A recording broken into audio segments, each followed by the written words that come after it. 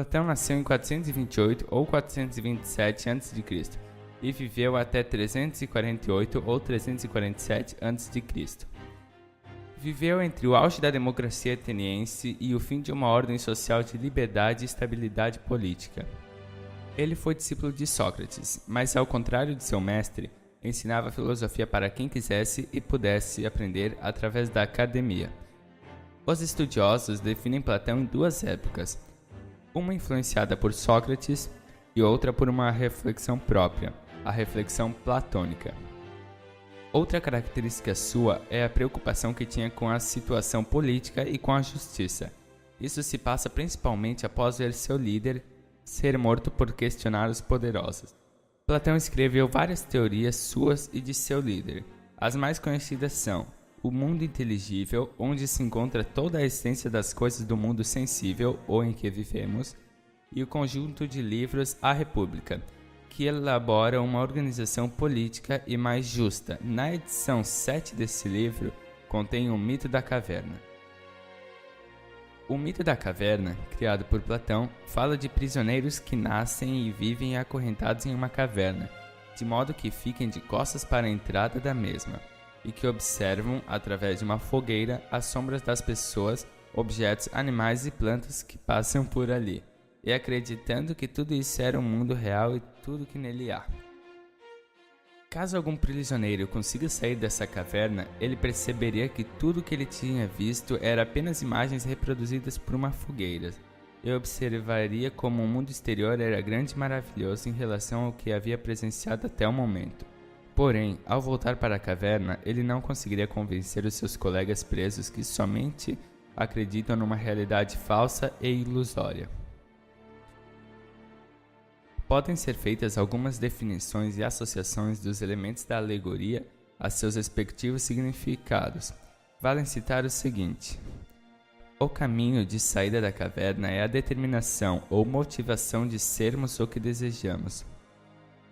Os prisioneiros são pessoas facilmente manipuláveis, que aceitam tudo que lhes é dito. A fogueira é o meio utilizado pelo líder para manipular os prisioneiros. Atualmente, a maior fogueira é a mídia, isto é, emissoras de TV, rádio, redes sociais e outros meios menos utilizados. Estes líderes podem ser governantes, governos, membros da sociedade com grande influência. Já por sua vez, a caverna é o mundo feito para acreditarmos no que nossos líderes dizem. A sombra é o ideal que o líder nos faz acreditar através das informações que nos são passadas. As correntes são o que nos impede de sermos o que queremos, de libertarmos-nos.